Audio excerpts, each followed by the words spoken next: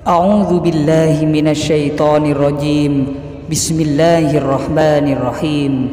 Asyhadu an la ilaha illallah wa asyhadu anna Muhammadar Rasulullah. Allahumma shalli ala sayyidina Muhammad wa ala ali sayyidina Muhammad. Segala puji bagi Allah, Tuhan yang mengisi hati para walinya dengan kasih sayangnya dan mengistimewakan jiwa mereka dengan memperhatikan kebesarannya dan mempersiapkan sir mereka untuk menerima bahan ma'rifatnya. Maka hati nurani mereka merasa bersukaria dalam kebun ma'rifatnya. Salawat berserta salam atas junjungan kita Nabi Muhammad Rasulullah sallallahu alaihi wasallam, sumber dari semua ilmu dan nur, bibit dari semua makrifat dan sir. Dan semoga Allah ridha pada keluarga dan sahabatnya yang tetap taat mengikuti jejaknya. Amin ya rabbal alamin. Assalamualaikum warahmatullahi wabarakatuh.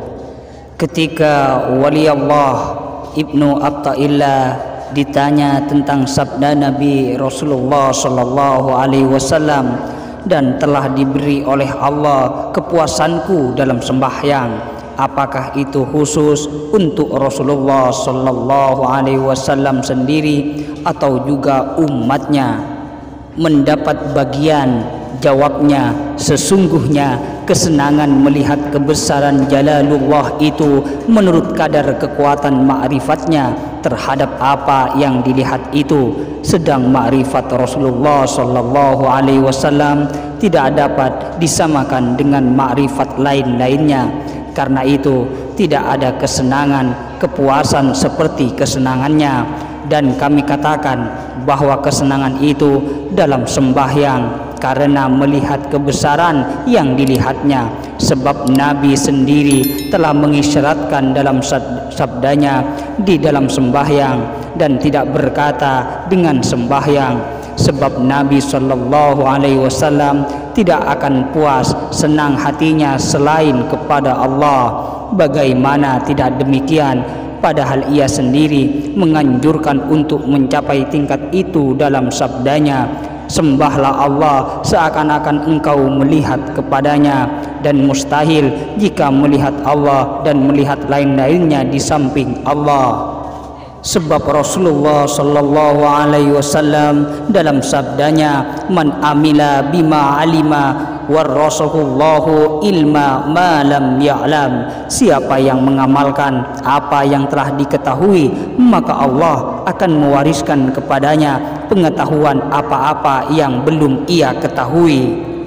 Jika ada orang berkata, ada kalanya kesenangan itu karena sembahyang dengan sembahyang, sebab sembahyang itu sebagai karunia yang timbul langsung dari sumber pemberian Allah, maka bagaimana tidak akan gembira dengan itu, dan bagaimana tidak menjadi puncak kesenangan karenanya.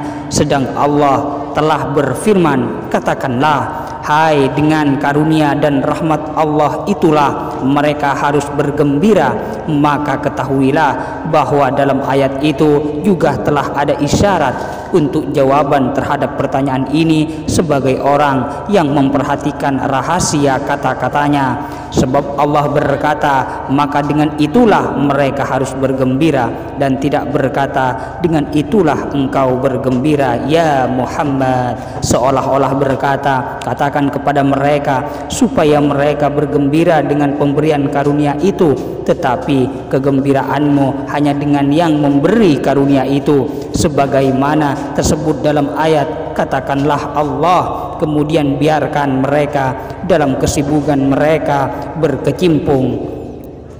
Sembahyang itu sebagai pemberian Allah yang terbesar untuk hambanya, sebagaimana tersebut dalam sabda Nabi Rasulullah sallallahu alaihi wasallam, tiada diberikan kepada orang hamba di dunia ini sesuatu yang lebih baik daripada diizinkan baginya untuk sembahyang 2 rakaat, sebab sembahyang itu sebagai hubungan langsung antara hamba dengan Allah, bertemu, berkata-kata dan berhalwat. Disitulah seorang menyatakan kehambaan, kerendahan, kehinaan, hajat dan kebutuhannya. Ya ajaban kaifa yadharul wujudu fil adam am kaifa yathbutul hadithu ma'aman lahu wasful kidam.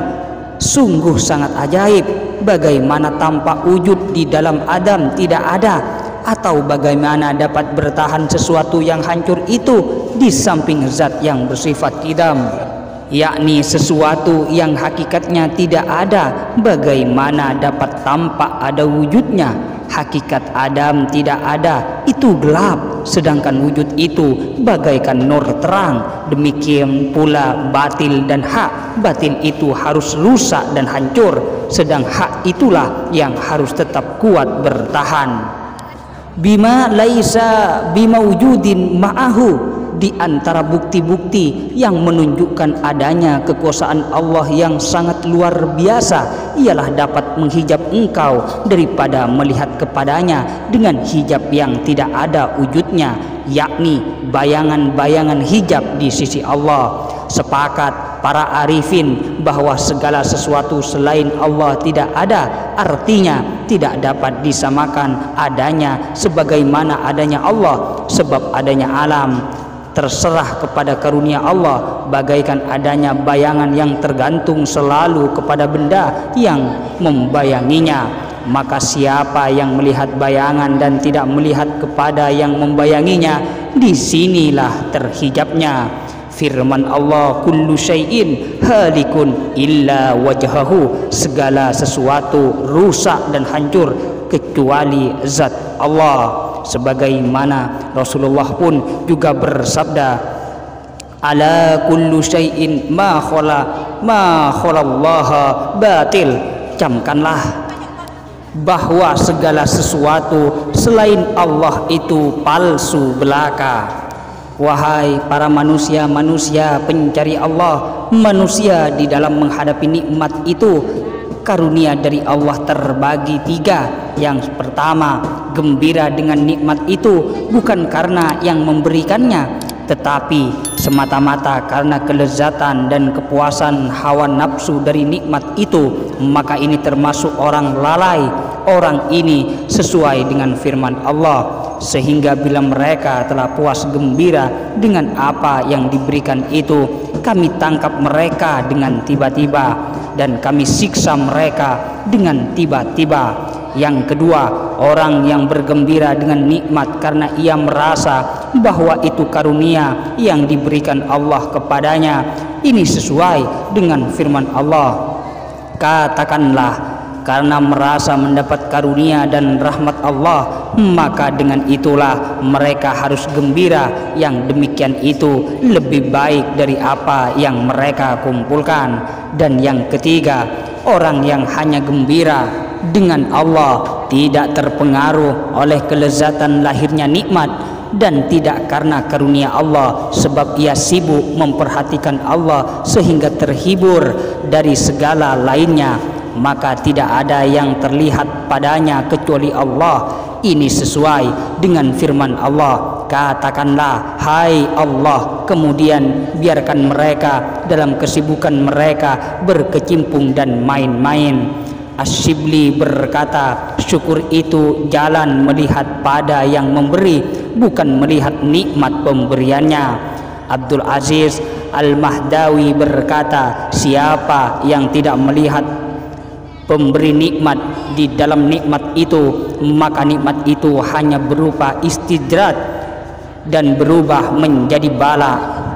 Abu Hamid Muhammad Al-Ghazali membuat contoh, seorang raja memberi hadiah kuda pada rakyatnya, maka dalam menerima nikmat pemberian hadiah ada 3 macam.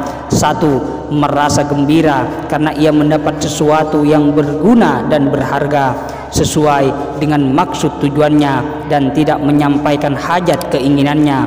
Orang yang demikian ini tidak memperhatikan raja sama sekali, pandangannya hanya semata-mata pada kuda, diberi raja atau mendapat di hutan tidak beda baginya.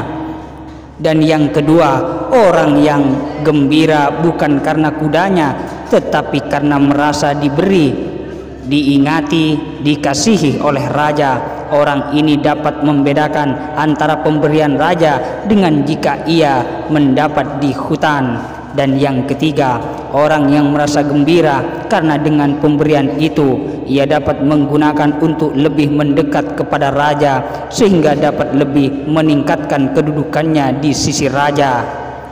Oleh karena itu, para pendengar, nikmatilah pemberian Allah di dunia ini.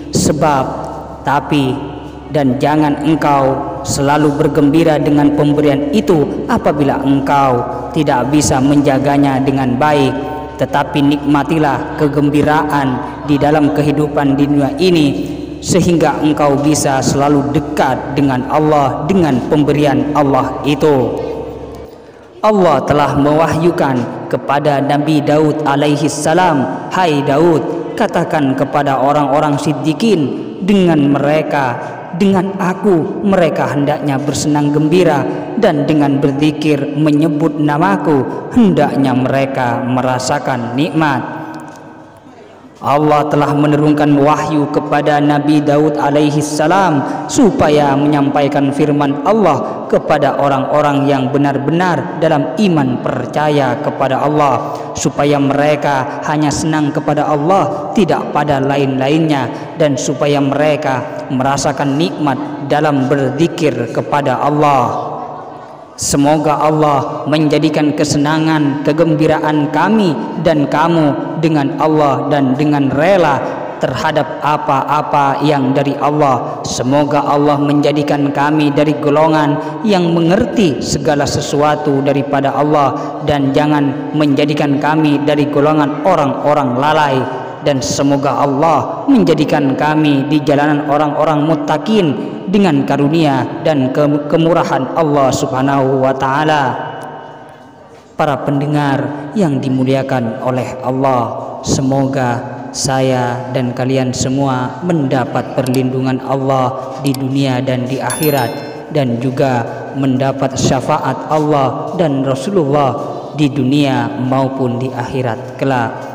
Dari saya, assalamualaikum warahmatullahi wabarakatuh.